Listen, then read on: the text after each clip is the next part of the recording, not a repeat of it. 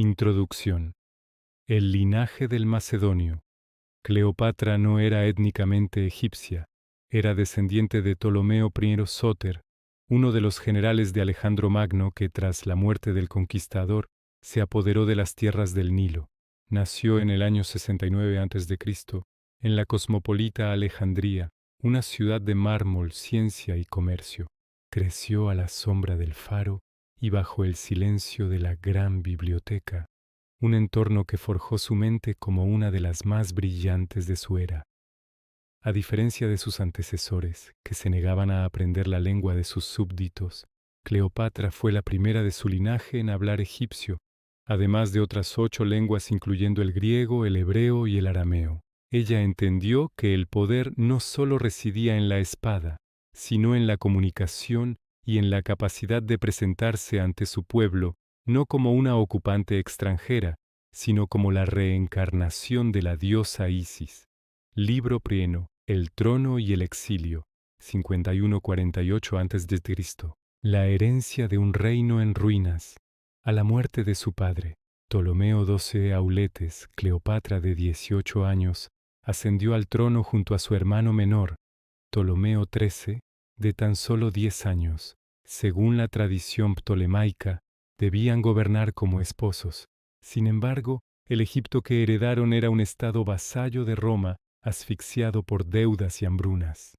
Pronto los consejeros del joven rey, envidiosos de la inteligencia y autonomía de Cleopatra, orquestaron un golpe de estado. Cleopatra fue expulsada de Alejandría y huyó a Siria, donde no se sentó a esperar la muerte, sino que comenzó a reclutar un ejército de mercenarios para reclamar su derecho de nacimiento. Libro II. El encuentro con César y la reconquista. 40-44 a.C. La estrategia de la alfombra. Mientras Cleopatra preparaba su regreso, el general romano Julio César llegó a Alejandría persiguiendo a su rival Pompeyo. César se encontró con un Egipto al borde de la guerra civil. Sabiendo que no podía entrar por la fuerza al palacio controlado por su hermano, Cleopatra ejecutó una de las maniobras de infiltración más famosas de la historia. Se hizo envolver en una alfombra, o saco de lino, y fue transportada por su sirviente Apolodoro hasta los aposentos de César. César quedó cautivado no solo por su juventud, sino por su audacia y su visión política. Con el apoyo de las legiones romanas, Cleopatra derrotó a su hermano en la guerra de Alejandría. Ptolomeo XIII murió ahogado en el Nilo, y Cleopatra fue restaurada como reina única, aunque formalmente casada con otro hermano menor, Ptolomeo XIV, a quien ella ignoró por completo. Cesarión y la conexión romana. De la unión con César nació Ptolomeo XV, apodado Cesarión. Cleopatra viajó a Roma como reina aliada, viviendo en los jardines de César a orillas del Tíber. Su presencia escandalizó a la sociedad romana. Era una mujer poderosa, independiente y divina, todo lo que Roma temía. Sin embargo, el idilio terminó abruptamente en los idus de marzo del 44 a.C., cuando César fue asesinado. Cleopatra, temiendo por su vida y la de su hijo, huyó de regreso a Egipto. Libro 13. Marco Antonio y el sueño de un imperio, 41-31 a.C. El encuentro en Tarso, Roma, se dividió tras la muerte de César. Marco Antonio, el general más carismático y poderoso de Oriente, citó a Cleopatra en Tarso para cuestionar su lealtad. Cleopatra llegó en un barco de popa dorada, velas de púrpura y remos de plata, presentándose como la diosa Afrodita. Antonio, un hombre de pasiones desbordantes, quedó atrapado en su red. Lo que siguió no fue solo una historia de amor, sino un proyecto geopolítico. Juntos planearon las donaciones de Alejandría, donde Antonio repartió territorios romanos entre Cleopatra y sus hijos. Este acto fue el clavo final en el ataúd de su reputación en Roma. Octavio, el futuro Augusto, sobrino y heredero de César, utilizó esto para pintar a Cleopatra como una hechicera oriental que había corrompido a un noble romano para destruir la república.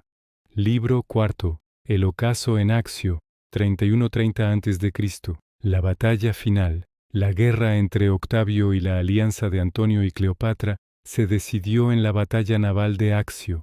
Fue un desastre táctico. Cleopatra, viendo que la batalla se perdía, huyó con sus barcos hacia Egipto, y Antonio, en un acto de desesperación romántica o cobardía militar, abandonó a sus soldados para seguirla. Regresaron a una Alejandría que olía a derrota. Octavio avanzó implacablemente por tierra y mar. En el año 30 a.C. Teudócono, las tropas de Octavio entraron en la ciudad. Marco Antonio, tras recibir un falso informe de que Cleopatra había muerto, se suicidó con su propia espada. Libro V. El áspid y la eternidad. El acto final de soberanía, Cleopatra se refugió en su mausoleo. Se entrevistó con Octavio, pero comprendió que el joven romano no buscaba su alianza, sino llevarla a Roma encadenada como un trofeo en su desfile de triunfo. Cleopatra, que prefería la muerte a la humillación, preparó su salida. El 12 de agosto del año 30 a.C., tras un banquete final, Cleopatra fue hallada muerta en su lecho real, vestida con sus galas de faraona. La leyenda más extendida dice que permitió que una cobra egipcia, un áspid, la mordiera, el símbolo de la realeza divina que le otorgaba la inmortalidad. Epílogo. El legado de la sirena del Nilo. Con Cleopatra murió la última dinastía de Egipto. El reino se convirtió en una provincia personal de los emperadores romanos.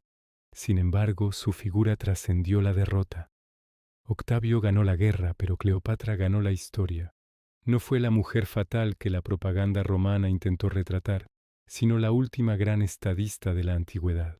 Fue una mujer que utilizó su intelecto y su cuerpo como armas para proteger la independencia de su pueblo frente al imperio más poderoso del mundo. Cleopatra fue el puente entre dos mundos, y su nombre sigue siendo, 2000 años después, sinónimo de poder, misterio y una voluntad indomable.